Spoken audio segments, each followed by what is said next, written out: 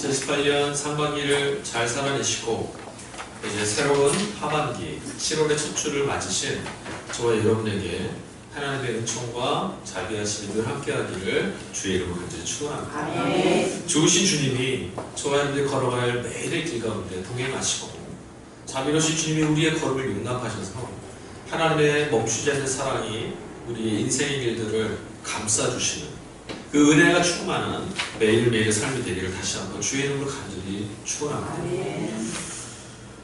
우리는 오늘 사도 바울이 로마에 있는 교회 교우들에게 써보냈던 편지 한 토막을 읽었습니다.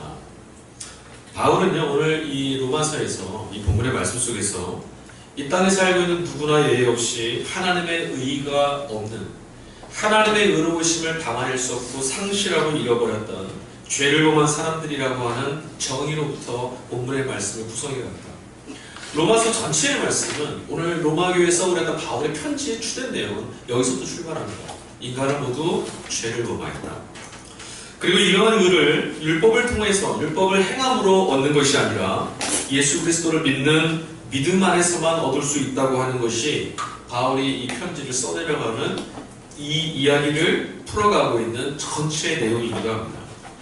로마서 전체 안이 바울이 갖고 있는 이 신학, 기독교 교리에 대한 모든 것들이 바울이 정의하기에 바로 이 한 토막의 이야기 안에 담겨 있습니다. 인간은 모두 죄인이다. 그리고 이 죄인이 하나님의 의를 얻는 것은 오직 그의 아들 예수 그리스도를 믿는 믿음 안에서 뿐이다. 이게 바울의 교리의 전부의 내용이에요. 근데 여러분, 우리는 이 본문의 말씀을 듣고 나서요, 아멘도 하고 이 본문의 말씀을 암송도 하고 바울의 이 이야기들을 함께 귀 기울여 듣기도 하지만 우리는 여기서 질문해 봐야 됩니다. 대체 바울이 말하고 있는 하나님의 의는 도대체 뭐냐? 그리고 우리 모두가 범죄했다라고 말하는데 우리가 도대체 무슨 일을, 무슨 짓을 하나님 앞에 저질렀기에 인간을 모두 죄를 범하였다라고 성경은 말하고 있는가? 또 성경이 지금 말하는, 바울이 말하고 있는 하나님의 자녀된다는 것, 하나님의 의를 얻는다는 것은 무엇이고 믿음으로 얻는다고 했는데 도대체 무엇을 믿어야 되는 것이냐? 질문을 해봐야죠. 저희가 지금 2018년 들어와서 조레슬리 목사님이 설교했던 그 설교 시리즈들을 가지고 기독교 교리에 관한 이야기들을 매주 풀어가고 있어요. 여러분이 어떻게 지금 기억을 하고 계신지 모르지만 가랑비에 옷 젖는다고 올해 연말쯤 돼보면 하나님 말씀이 이런 것들을 말하고 있구나, 우리가 이것을 믿고 살아가야 되는구나 아마 기억이 분명하게 나실 거예요. 혹시 기억나시는지 모르겠어요. 하나님의 의가 무엇이었는지, 하나님의 의로우심이라는 게 무엇을 말하고 있는지 기억하시면 이제 설교 그만 들으셔도 되고, 기억이 안 나시면 그래도 매일 들으셔야 되고. 성경을 딱 피면요, 첫 번째 나오는 책은 창세기입니다. 그렇죠? 창세기 여러 번 읽어보셨을 거예요. 창세기에서도요, 1장, 2장, 3장을 읽어보면 모든 사람들이, 거의 교회 다니시지 않는 분들도 그 안에 어떤 이야기가 담겨있는지 거의 알 정도로 우리에게 익숙한 이야기입니다. 성경은 이 세계의 시작에 대해서 이야기를 시작합니다. 세계가 어떻게 시작됐고, 사람은 어떻게, 또 모든 것들은 어떻게 이 땅에 이루어지고 시작됐는지 이야기를 시작하고요. 인간이 어떻게 타락하게 되었는지도 그 안에 담겨 있습니다. 시작에 대한 이야기 가득 담겨 있습니다. 그리고 하나님께서 이 땅을 창조하셨고 우리는 하나님이 자녀 삼으신 하나님의 백성들이었다, 이 이야기를 또 읽게 되죠.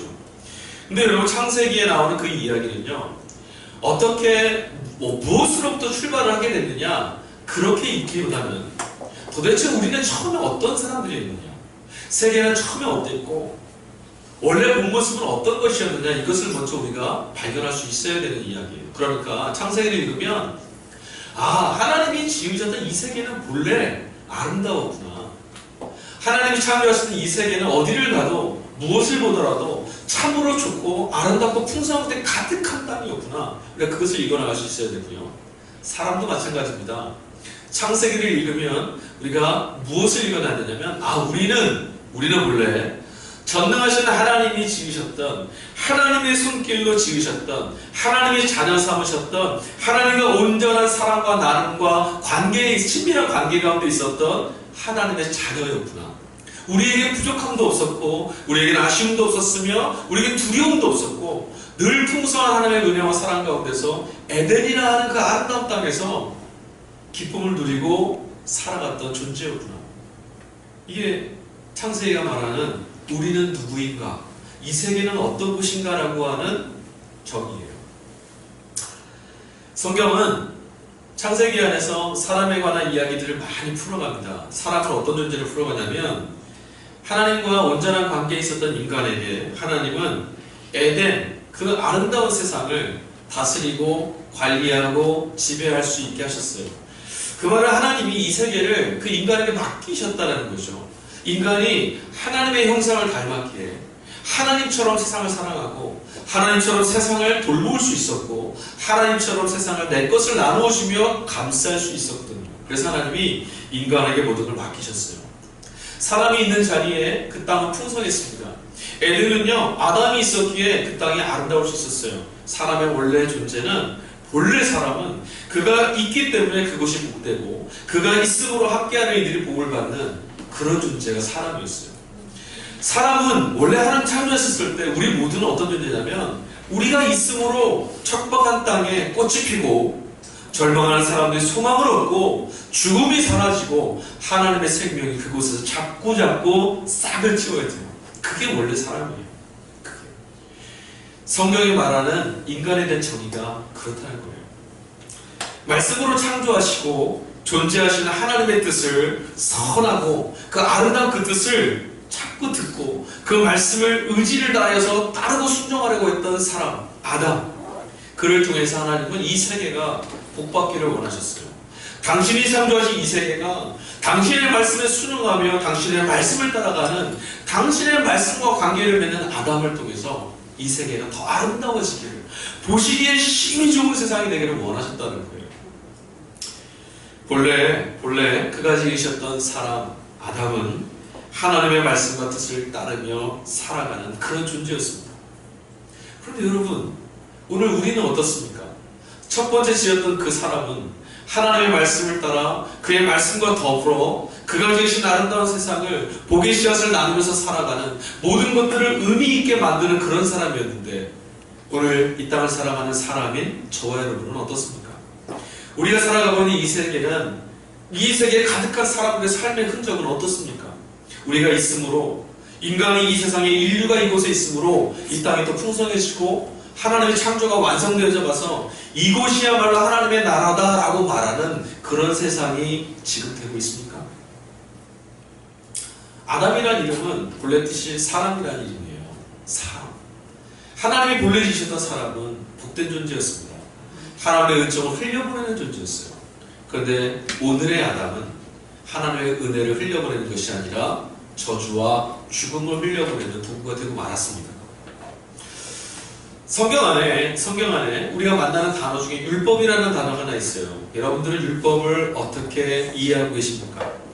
동독회 설교를 1년 이상 들으신 분이라면 율법은 나쁜 것이 아니다라고 하는, 정확히는 모르겠고 설명은 못하겠지만 나쁜 건 아니에요 라고 말할 정도 되셔야 돼요. 율법, 말 그대로 명령과 규례와 율례가 들어있는 것입니다. 우리말로 하면 법입니다.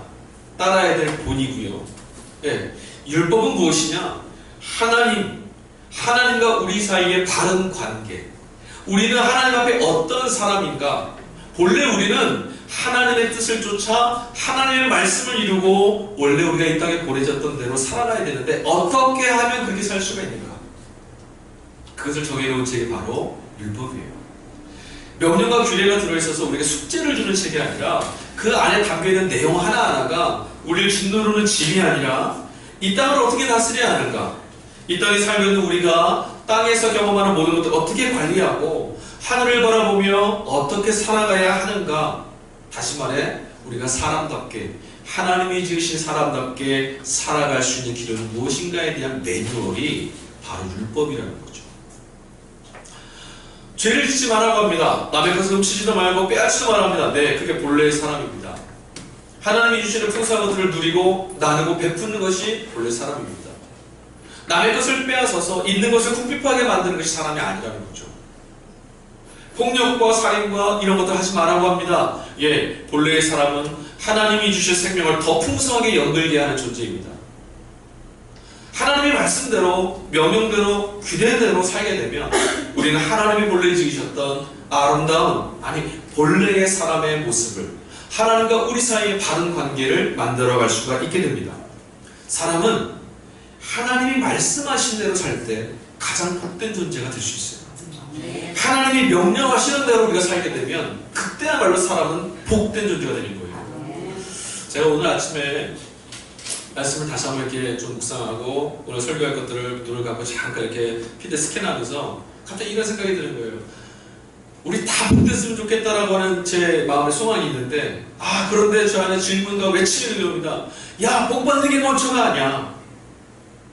복받는 게 먼저가 아니야. 그럼 뭐가 먼저일까요? 복된 존재가 되는 게 먼저. 하나님이 우리를 지으셨던 하나님의 형상을 닮아서 우리가 있는 그곳이 복이 흘러가게 만드는 사람, 그런 사람이 먼저 돼야 돼요. 여러분, 아무리 맑은 물이 흘러 들어와도 그것이 고여있게 되면 그 물은 썩게 돼 있어요. 하나님이 아무리 좋은 걸 우리에게 주셔도 우리가 복을 흘려보낼 수 있는 복된 존재가 되지 않으면 우리 안에 그 복은 썩어져요. 광야에서 하나님이 이스라엘 백성들에게 일용할 양식을 주셨어요. 만나를 내려주셨죠. 그 만나를 먹음으로 그들은 살 수 있었습니다. 아름답고 귀한 하나님의 선물입니다. 그런데 그 만나를 내일 먹으려고 다 받으면 어떻게 되죠? 다 썩어버려요. 썩어버려요.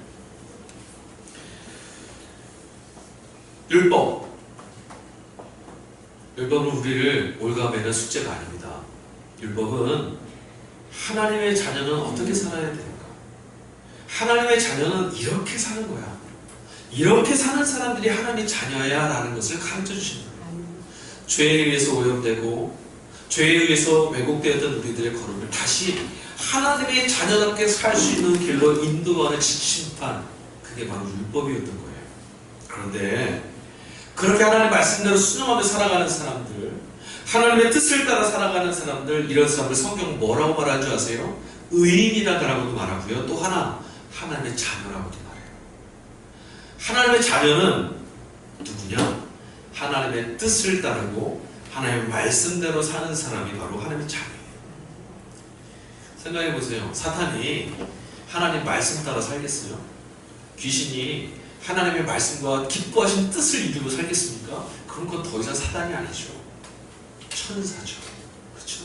우리가 교회 나오고 신앙생활을 하고 거룩한 경건생활을 하고 있어도 우리의 삶에 하나님의 말씀을 들으려고 하는 마음의 움직임이 없다면, 세상의 소리를 선택하고 하나님의 말씀을 거부한다면, 하나님의 말씀대로 사는 것들에 우리의 마음을 움직일 수 없다면, 그렇게 살아내는 흔적과 걸음이 없다면 우리는 하나님의 자녀라고 할 수가 없어요.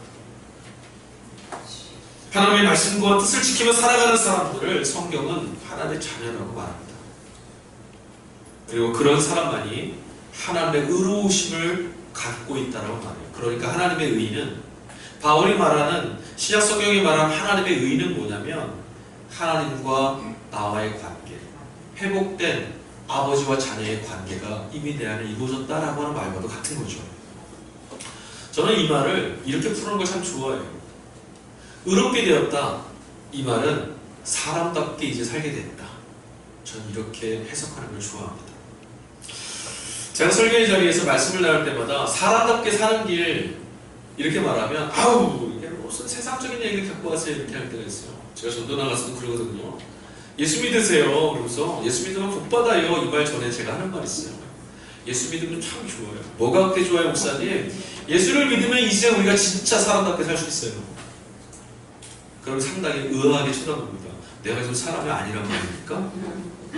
예, 사람이시죠. 그런데 본래 사람으로 창조해 주셨는데 그런 사람답게 좀 살지 못하고 있다는 게 문제라는 거예요. 기억하십시오. 성경은 사람이 추하거나 악하거나 있으면 안 되는 존재라 말하지 않아요. 사람은 하나님이 지으셨던 가장 아름다운 피조물이었어요. 사람은 하나님이 참으로 기뻐하셨던 존재였습니다. 우리 그 기쁨을 회복해야 합니다. 기쁨을 회복한다는 얘기는 하나님이 우리를 보시면서 기뻐하시는 자를 다시 회복한다는 얘기는 이제 우리가 정말 참된 사람, 하나님이 빚으셨던 그 아름다운 작품처럼 살게 된다는 거예요. 그런데 이것이 오늘 바울은 말합니다. 율법을 통해서 율법이 하나님의 자녀답게 살게 하는 매뉴얼이긴 하지만 율법을 지키고 행하는 것으로 우리가 하나님의 자녀가 될 수는 없다라고 말합니다. 이게 무슨 말입니까 도대체?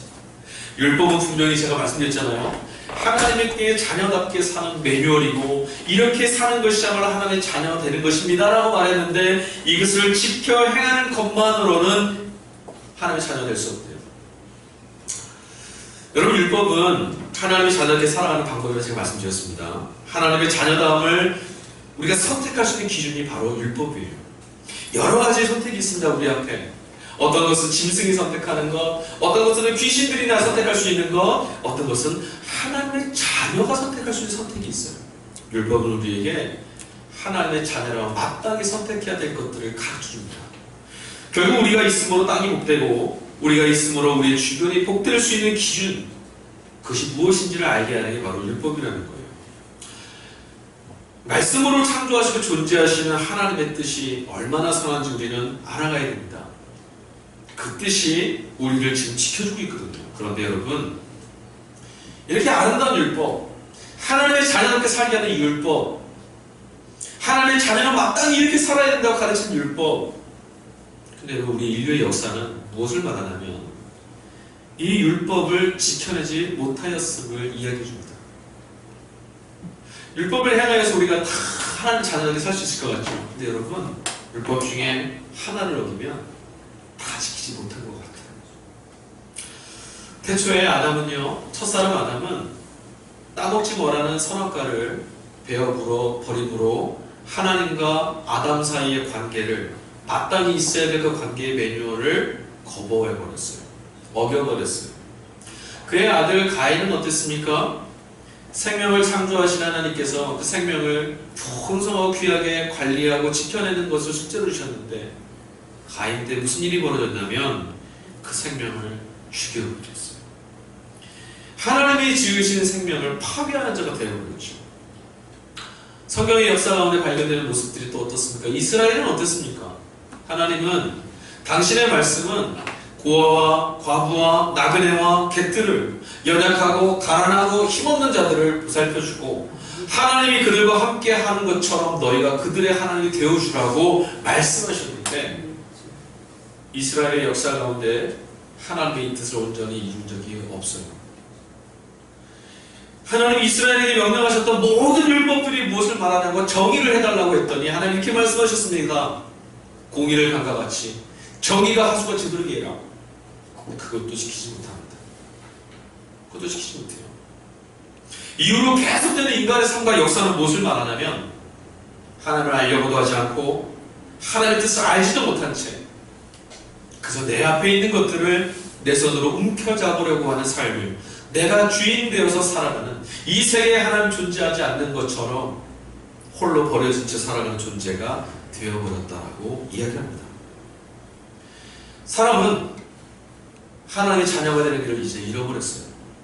어떻게 해야만 하나님께로 돌아가 하나님의 자녀가 되는지, 참다운 사람에게로 돌아갈 수 있는지 잃어버렸다는 거죠. 율법을 지킬 수가 없게 됐거든요. 다 지켜보려고 했지만 터무니가 없었어요. 이러한 성경의 이야기가 우리에게 뭘 얘기해 주는지 아십니까? 우리 인간이 하나님의 곁을 떠나자 두려움이 찾아왔고 나 혼자 유기되어서 나 혼자 살아가야 되는, 이 땅에서 살아가야 된다는 두려움이 결국 다른 사람과 나의 자리를 자꾸 비교하게 되는 그런 마음과 눈을 만들어준 거예요. 그러므로 인하여서 우리 안에 뭐가 다가왔냐면 저 사람의 것을 내내 채우려고 하는 탐욕과 욕심이 우리 안에 자리를 잡게 되었다라고 이야기합니다. 하나님의 자리를 떠났으니 두려운 거예요. 우리의 반석이 되시고 우리를 지켜주시는 생명의 구원 되신 하나님의 그 울타리가 우리에게 사라져버렸으니 외롭고 무섭고 두렵습니다. 지금도 창세기 이야기는 고대시대에 있었던 어떤 이야기가 아니라 오늘을 살아가는 저와 여러분의 삶의 자리에 대한 고발입니다. 우리는 내일에 대한 두려움 때문에, 물질에 대한 타격 때문에, 남들과 비교하는 열등감 때문에, 혹은 내 삶으로 헤쳐나가고 내 삶으로 책임져야 되는 나의 주인된 삶에 대한 그 두려움과 혼란 때문에 오늘 이 자리에 어떻게 서야 되는지 알지도 못한 채 방황하고 살고 있어요. 바울은 이런 자리에 있는 인간들에게, 우리들에게 이렇게 외치는 거죠. 율법의 행위로는 구원받을 수 없습니다. 하나님의 의의를 얻을 수 없습니다. 네, 맞습니다. 그렇습니다, 여러분. 하고 말하는 거예요. 우리가 몸부림쳐봤습니다. 그러나 그게 되지 않지 않습니까? 외치는 거예요. 왜? 그때 당시 사람들이 하나님의 자녀답게 살아가는 그 매뉴얼된 율법을요, 종교의 언어로 바꿔버렸거든요. 내가 요것을 잘하니까, 내가 금식 기도를 했으니까, 내가 하는 말씀을 외우고 있으니까, 내가 좀 더 머리에 기름을 바르고 경건해 보이니까 하나님의 자녀다운 걸 다 이루었어 라고 말하지만 그렇지 못해요. 그것을 바울은 고발하고 있는 거죠. 율법을 종교의 행위나 남들에게 윤리도덕적으로 좀 그럴싸해 보이는 것들로 바꿔버린 것이 사람들의 자리였어요. 하나님의 말씀과 뜻을 오해하고 하나님의 말씀대로 사는 것이 무엇인지 알지 못한 채 살고 있는 것이 우리들의 자리였다라고 바울은 지금 고발합니다. 그게 모든 사람의 죄를 범하였다라고 말하는 정의예요. 남과 북이 지금 아주 화해 분위기죠. 기대와 소망이 있습니다. 하나님이 이 땅에 평화를 주시고 자유를 주셔서 통일된 이 조국에 하나님의 이름을 부르며 기뻐하는 그날이 빨리 오기를 저 소망하고 있습니다. 월드컵이라는 이 지구촌의 축제가 벌어지고 있습니다. 연이어서 계속 기쁜, 행복한, 우리가 누릴 만한 일들이 많이 지금 생기고 있습니다. 그런데 이런 한 와중에 지금 이 땅에 어떤 소식이 하나 전화 왔는데 여러분 들어오셨거나 뉴스를 통해 보셨나 모르겠어요. 지금 제주도에 이방인들이 많이 와 있죠. 그렇죠? 지금 제주도에 죽음의 땅이라고 불렸던 예멘에서부터 떠나왔던 난민들 500여 명이 지금 들어와 있습니다. 여러분들이 이들을 바라보면서 어떤 생각을 하셨는지 모르겠습니다. 아, 우리도 먹고 살기 힘든데 왜 들어와서 왜 우리 살기를 이렇게 다 뺏어가고 이 천의 자연 조건을 갖고 있는 제주도 관광사업 다 망치려고 저 사람 왜 들어왔어? 혹시 이렇게 보고 계신 분 계세요? 난민을 받아들인 것이 옳은지 옳지 않은지 여러분 생각해 보셨습니까? 정치적 망명을 허용해야 되느냐 마냐는 우리가 결정할 문제는 아닙니다. 위장되어 있는 망명인지 아닌지는 그 허가하는 분들이 잘 또 판단하시겠죠. 우리 자신이 선택해야 하는 마땅하고 바른 길, 하나님의 자녀답게 사는 것이 무엇인지를 저는 이 뉴스를 보면서 다시 한번 생각해 봤어요. 자, 이 기사를 보면서요, 인터넷 댓글들을 그 기사 밑에 딸려있는 댓글을 쭉 읽어봤거든요. 정말 깜짝 놀랐습니다. 혹시나 하고 봤는데 와, 대단합니다. 그 댓글들을 보면서 우리가 이제 무엇을 해야 될 것이냐라고 하는 그런 질문을 하는 사람을 한 번도 못 본 것 같아요. 다 제가 지금 모두에 말씀드린 이런 반응들이에요. 빨리 내쫓아라. 이거 되게 지금 우리가 안 좋다. 이게 나중에 혼란스러워질 거다. 그리고 나서 하는 말들은 우리도 먹고 살기 힘들다. 이런 거죠. 그 댓글을 읽으면서 이런 생각이 드는 거예요. 옳으냐 그르냐를 떠나서 그런 판단을 하고 생각한 기준이 도대체 무엇일까? 사람을 대하는 가치와 기준이 얼마나 천박해지고 이기적으로 바뀌어갔는가? 우리의 마음 씀씀이가 왜 이렇게 얄팍해졌는가? 라는 생각이 드니까 좀 서글퍼지는 거죠. 잘 사는 나라가 되었다고 말하고 GDP가 높아졌다고 말하고 선진국이라 말하고 통일을 말하고 기쁨을 말하고 지구촌에서 우리의 수준이 이 정도라고 말하지만 우리의 마음 씀씀이는 참 가난합니다. 성경에서는 늘 무엇을 하나님 말씀하시는지 아세요? 너희가 이방인 되었으고 나그네 되었음을 기억해라. 내가 너희의 하나님이었음을 기억해라 라고 말씀하시는데 우리는 어느새인가 주인이 되어버려서 나그네들이라고 손가락질합니다. 이방인이라고 손가락질하고 있습니다.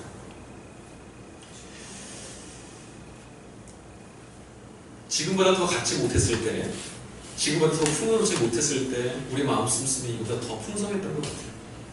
그래도 감사한 건 그 기사를 보니 제주도에 살고 계시는 우리 시민들이, 또 그곳에 있는 개척교회 목사님들이, 또 성당에 있는 신부님들이, 마을의 단체가, 또 어떤 곳에서 굶주리고 배고파 있는 이들을 좀 돌봐주고 이들에게 일감을 좀 주려고 했어요. 이런 모습들이 저에게 위안이었어요. 댓글의 상당수가 이들을 절대로 받아들이면 안 된다고 외치고 있었고 그 이유가 이들이 들어오면 우리가 책임져야 될 비용이 너무 많다. 우리 너무 힘들어졌다. 그러니 안 된다라고 말합니다. 또 그 댓글의 한 부분에 이런 글들도 들어있습니다. 이들은 무슬림이니까 받아들여서는 안 된다. 그리고 무슬림에 대한 혐오의 글들이 그것을 가득합니다. 저들을 놔두면 곧 그 제주도가 무슬림으로 가득 차게 될 거고 이 나라가 무슬림의 지배되는 나라가 될 거다. 저는 하나님이 그런 분이 아니라고 생각합니다. 그거를 댓글을 읽으면서 갑자기 등골이 좀 서늘해졌어요. 이들 중에 상당 부분이 혹시 기독교인은 아닐까? 무슬림이라 말하는 거 보니 종교적인 생각을 갖고 있는 것 같은데 교회에 신앙 갖고 계신 분들이 이 글을 쓰지 않았으면 참 좋겠다. 주님은 땅끝까지 기쁨의 소식, 즉 복음을 전하라고 제자들에게 사명을 주셨습니다. 복음이 뭡니까? 기쁜 소식입니다. 도대체 뭐가 기쁜 소식입니까? 우리가 살고 있는 이 시대에 오늘 예배에 나오신 저와 여러분에게 도대체 무엇이 기쁜 소식입니까? 우리가 먹고 살만하게 더 많이 갖는 것이 기쁜 소식입니까? 아니요, 그렇지 않습니다. 누가복음 4장 19절 말씀 보니 예수님께서 이사야에게 주셨던 그 예언자 메시아에 대한 소명장을 이렇게 해석하시면서 나는 이 일을 위해서 왔다라고 말씀하십니다.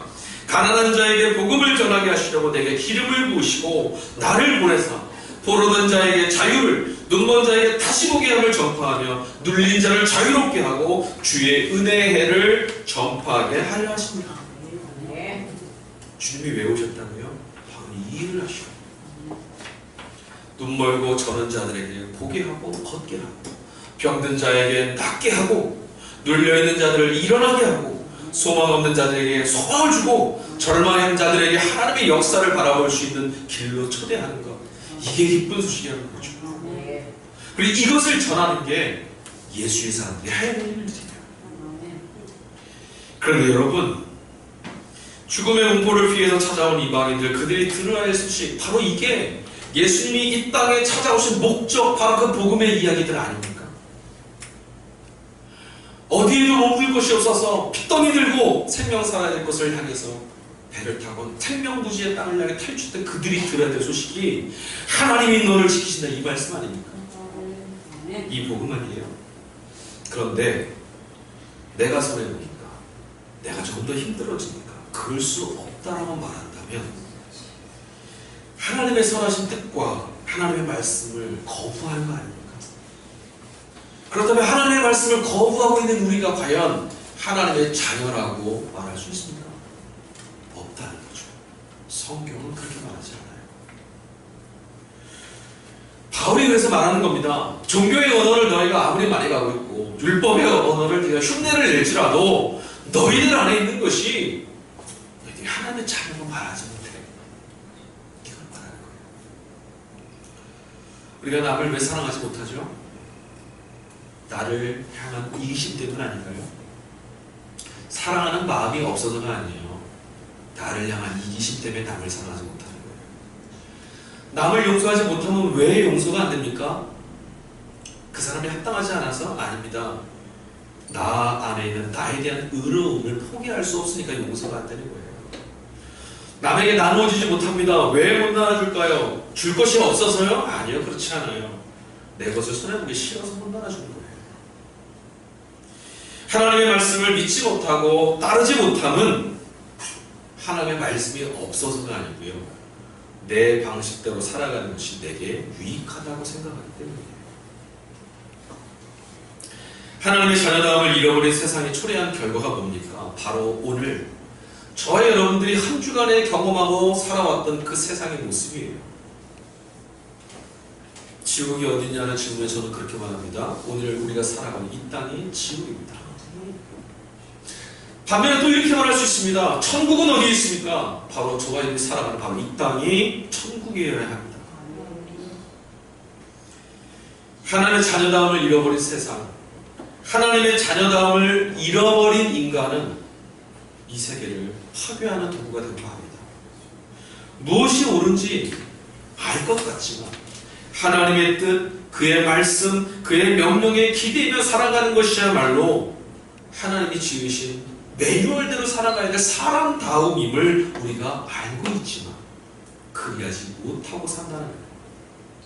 주의 말씀대로 사는 것이 마땅한데 그렇게 살려 하니 두렵고, 주의 말씀대로 반응하는 살아가는 것이 옳은데 그렇게 살려 하니 손해보는 것 같고, 그렇게 살아가는 것이 사람답게 사는 것임에도 불구하고 복된 존재가 되는 것임에도 불구하고 그렇게 사는 것이 잘 살지 못할 것 같아서 두렵고, 따지고 보면 우리들의 삶은 온통 두려움, 우리들의 삶을 온통 내 것을 채워야 된다는 그 조급함, 탐심, 욕심, 그것을 지배당하고 있는 것 같아요. 그리고 그의 결과로 마땅히 가야 될 길, 마땅히 살아가야 되는 하나님의 말씀의 요구가 우리 삶에 실천되지가 않습니다. 먹고 살기 뻑뻑한데 남을 신경 쓸 여유가 어디 있습니까? 적어도 여러분, 그리스도인들에게서는 이 말이 나오면 안 돼요. 우리는 늘 하나님께 드린 것 없어서 뺏어가려고 하잖아요. 그리고 하나님은 우리 삶에 아낌없이 주셨잖아요. 우리는 내가 왜 남에게 신경 써야 됩니까? 라고 반문할 수 없는 사람들입니다. 왜? 죽음의 자리에 있었던 우리를 하나님이 구원해 주셨다라고 하셨잖아요. 이미 생명에 소망 없는 자들을 하나님 당신의 아들의 생명으로 살려내셨다고 하는데, 내가 남의 것을 신경 쓸 여유가 어디냐는 말을 어떻게 할 수가 있습니까?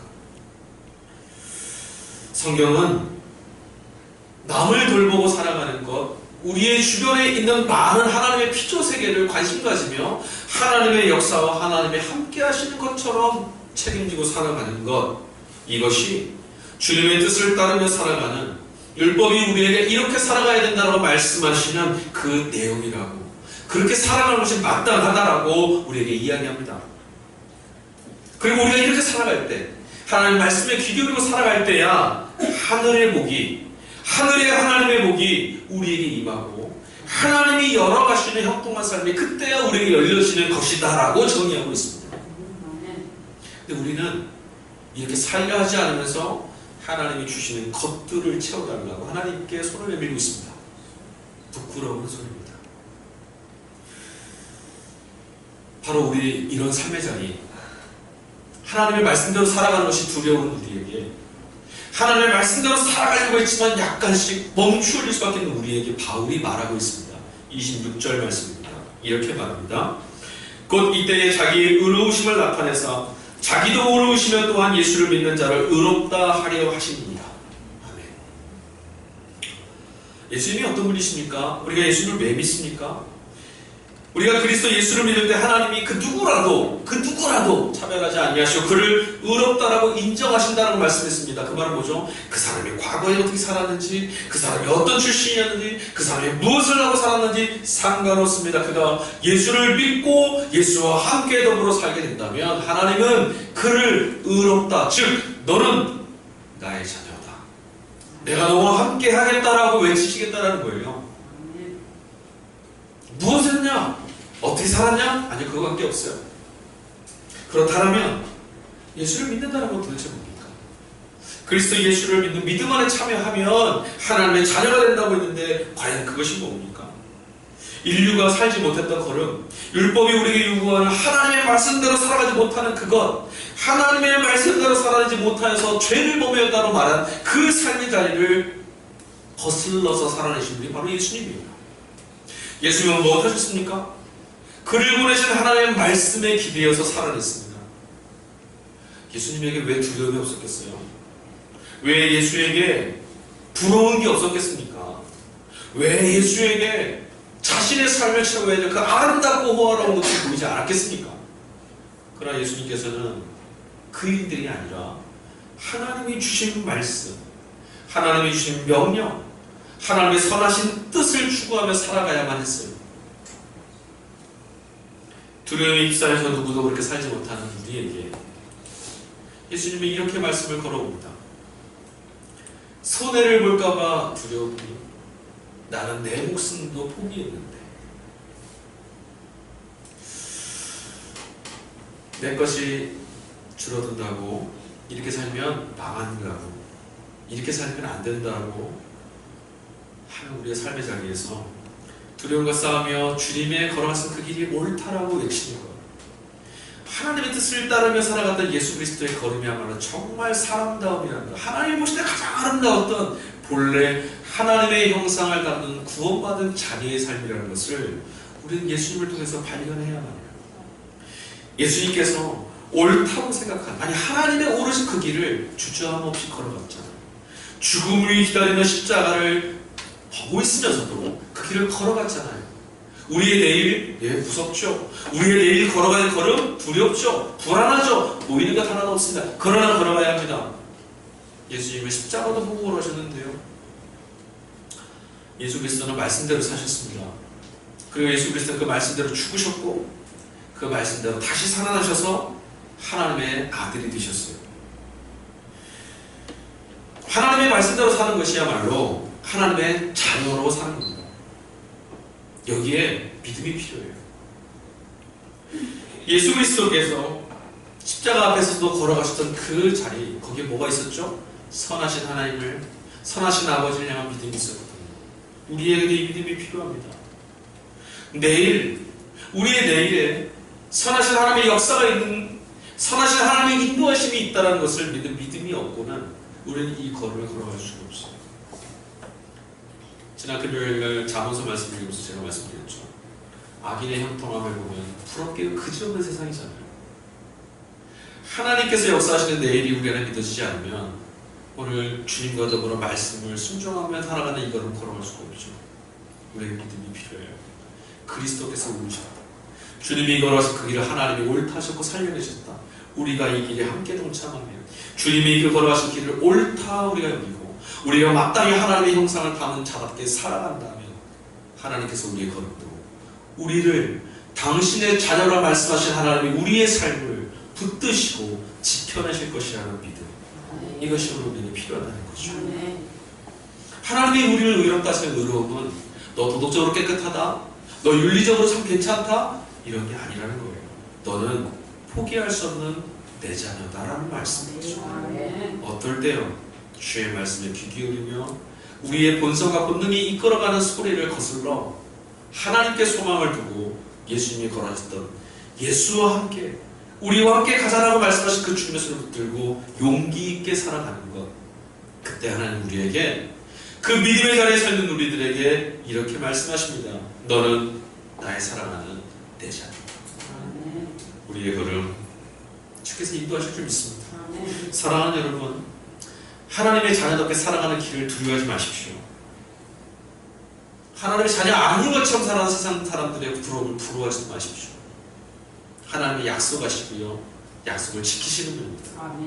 하나님은 당신의 아들 예수 그리스도께서 걸어가신 그 길을 믿고 따르는 우리 모두를 차별하지 않고 그 사람이 어떤 삶을 살아왔는지 따지지 않고 그 사람이 어떤 인격을 갖고 살아왔는지 묻지 아니하시고 그 사람의 됨됨이는 어떠한지 아니요 관계없이 주님을 믿는 그 믿음 안에서 우리를 하나님의 자녀로 받아주셨다라고 선언하고 계십니다. 오늘 이 잔치 하나님의 자녀됨의 그 기쁜 소식 가운데 저와 여러분의 걸음이, 저와 여러분의 인생이 놓여져 있기를 소망합니다.